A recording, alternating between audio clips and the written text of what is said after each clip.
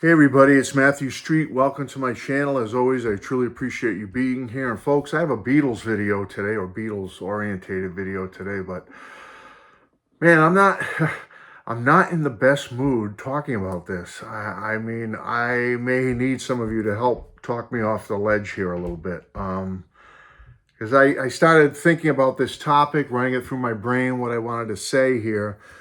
And as I did so, I just got more kind of bummed out about it. So let's go back in time a little bit to start this video. I never had any idea back in 1964 when mom and dad bought their young 3.5-year-old son these two albums in our little second floor apartment in Providence, Rhode Island. And that group changed my life. The Beatles have absolutely been there for me ever since that first listen. They have been there to help me in the good times and the bad. They've helped me when I'm up, helped me when I'm down. And I've always felt they were timeless. And I still feel that way. The Beatles are timeless. They will always be a part of my life. And I think I've passed that on to my children to a great degree. And I think maybe a little bit starting with my grandchildren. But folks, I'm not going to be around forever. I'm going to be gone at some point. I'll be 62 next month. God willing, I have a good 25 more years left. I can live to well into my middle to late 80s, relatively decent health like my dad. My family has some longevity, so hopefully I will too. I may not though, right? I mean, you never know what life brings, but at some point, no matter how long I live, I'm not going to be around anymore. So the joy, what the Beatles have done for me as a fan since 1964, I'll be gone. The original, I consider myself a first generation fan, but those original fans from who were, 12, 13, 14, and 64, they're 70 now or better. How many more years? They'll be gone. Just like we've lost most of our World War II veterans now at this point. At some point, most of the original Beatle fans from the 60s, including me, will be gone. But I've always felt, even though that will happen, that the fans, the music will live forever. The Beatles will live forever. The legacy will live forever. But folks, I'm getting a little bit nervous. I'm not sure if that's true anymore. And I'm going to tell you why. And it has to do with the Beatles and artificial intelligence, or this whole deepfake BS. I won't say the actual word. I don't swear on my channel. Folks, this is starting to scare me. Okay? It didn't in the beginning. Now, when I say the beginning, I think way back till like the 80s and 90s. Remember we started seeing sci-fi movies back then about people changing identities, or this one's pretending to be someone else and, put this mask on. I think even James Bond, in one of the James Bond movies, they did that where someone puts a mask on to look like someone else so they can get into the secret facility. And ooh, that's science fiction. Ooh, isn't that cool? Folks, technologically wise, I'm not sure we can change. Well, maybe we are getting to the point medically you can change faces.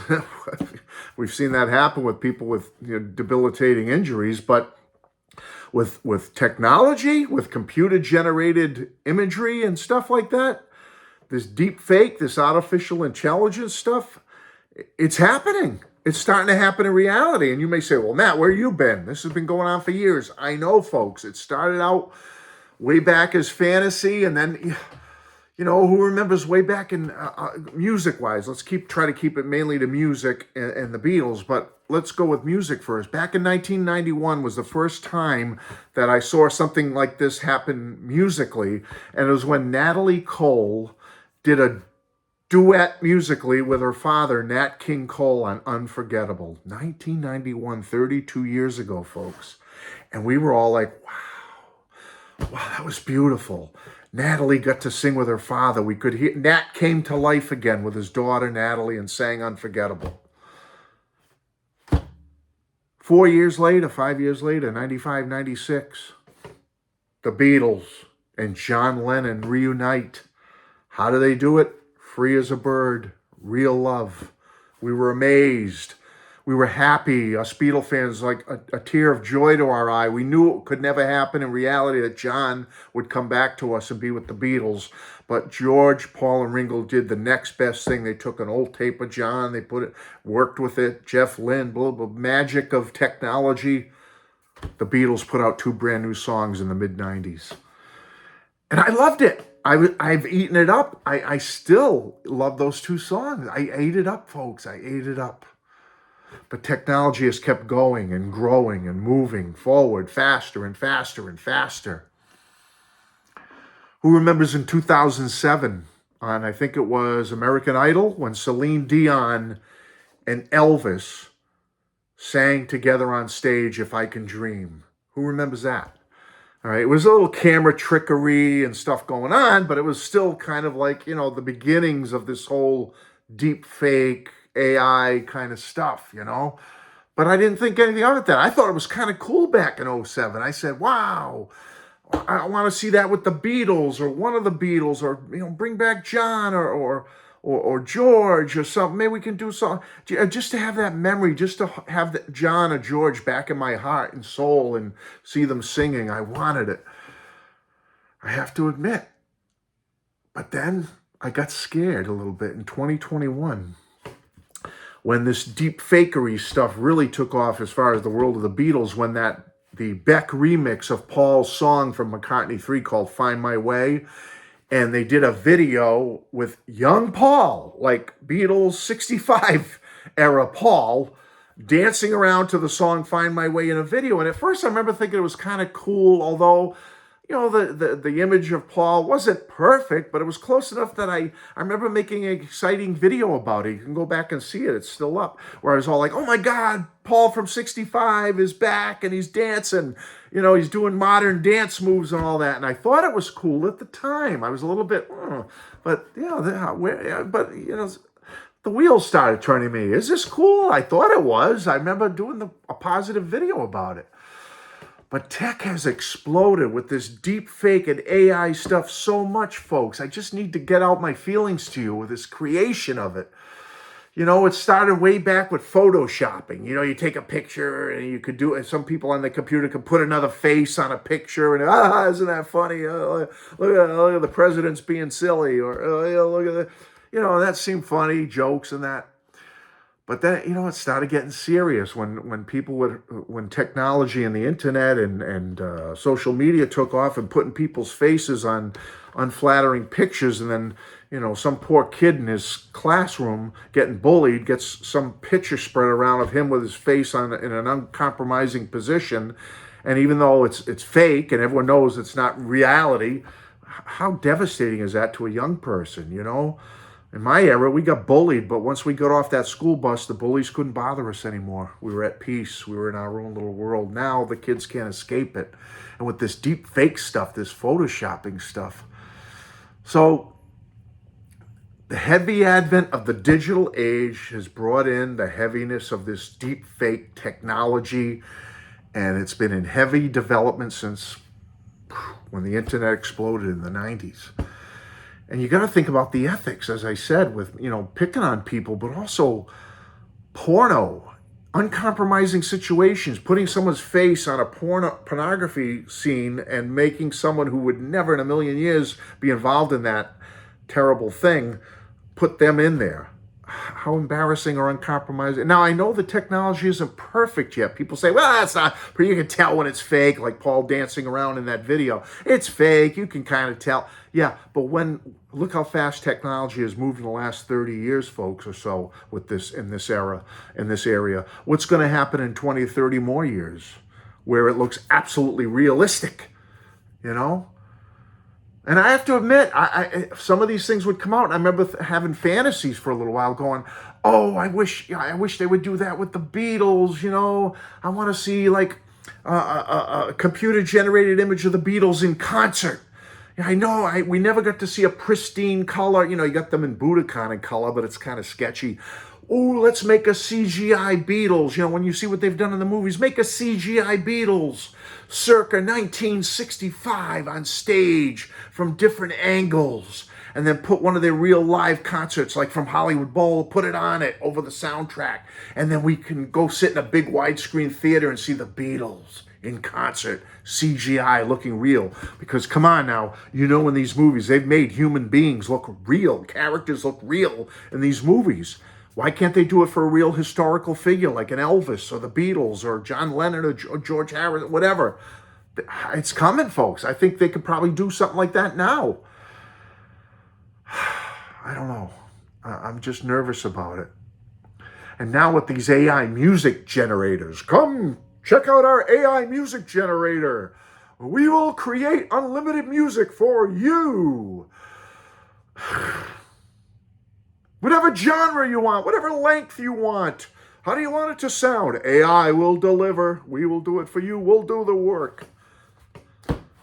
Give me a real songwriter sitting with a piece of paper and a pen, like the Beatles did it, like other songwriters have done it, like the good songwriters of today do it, who sit down with a pen and write out an idea and then pick up an instrument and play it and come up with a melody and a hook and a sound.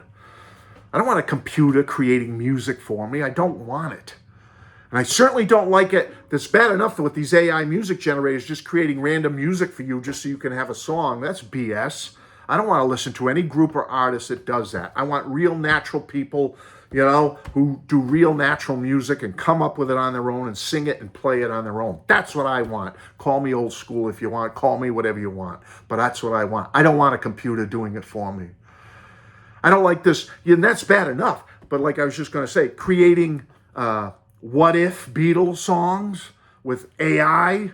Oh, let's plug in some certain data here and we can do some fake vocals. So Paul McCartney can sing a John Lennon song. Yeah, hey, look, here's Paul McCartney singing Imagine. Oh, here's John Lennon singing Yesterday. Oh, you want some Beatle AI covers too? Oh, we got an AI Beatles reunion for you.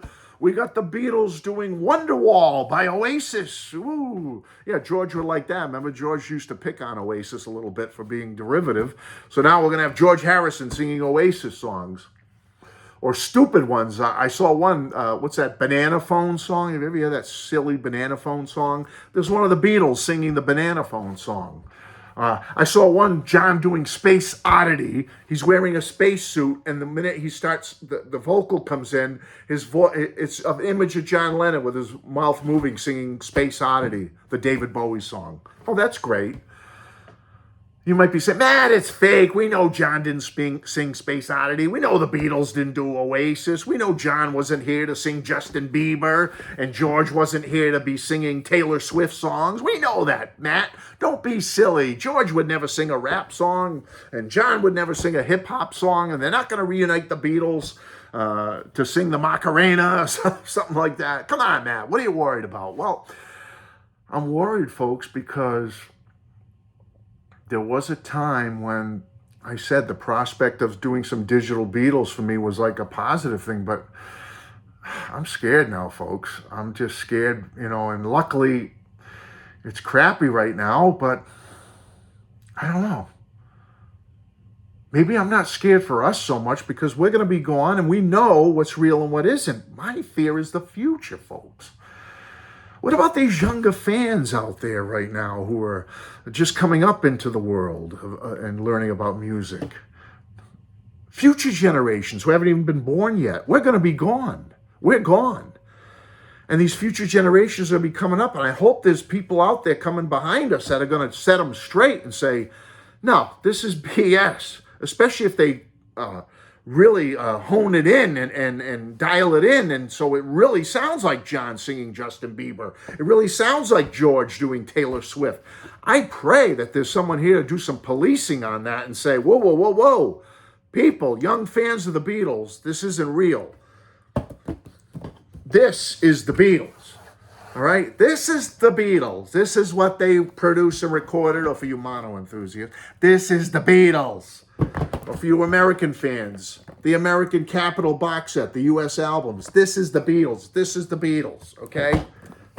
See these albums on the back here? That's the Beatles. That's what they created, folks. Young people, people not born yet. But this AI stuff really makes me nervous, folks. It makes me nervous. Now, if an artist wants to be involved in it, like Paul had to give his approval for that Find My Way video, okay, whatever.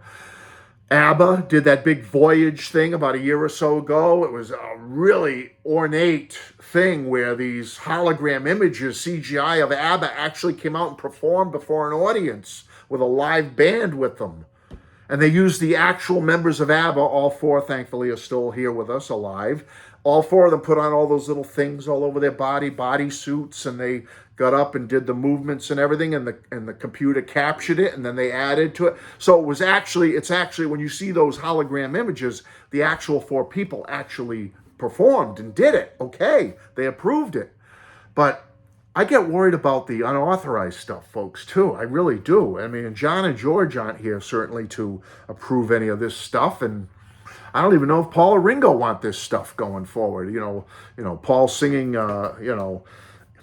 Achy Breaky Heart or something like that. I don't know. It just seems scary to me, folks. It's scary, and I need to come here. I know I've been rambling on here for 15 or so minutes, but I just started thinking about it, and I said, oh, please, please.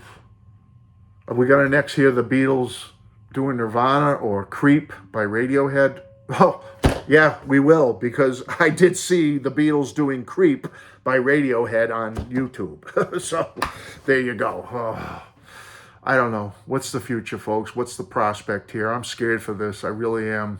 I mean, luckily the quality is pretty kind of crappy right now for the most part. Some are better than others. Some are absolutely horrible, just total pieces of garbage. But I'm worried about it cheaping the legacy, folks. The legacy. This is the legacy. This is the legacy right here. Will it cheapen their legacy? This AI crap, artificial songwriting, intelligence, deepfake, CGI, AI. Sorry. Lost my mind for a second there. It upsets me, folks. Give me the days. Give me the days when the album came out and we got it and we put it on the turntable and we fell in love with this little band from Liverpool. That's what I want. That's what I have. That's what I need. That's it, folks. Help me. Talk me off the ledge, please. I'm really worried about this stuff, this AI and CGI and deepfake Beatles. I'm going to go put on some Beatles and hopefully, I know it will change my mood for the better. Thank you.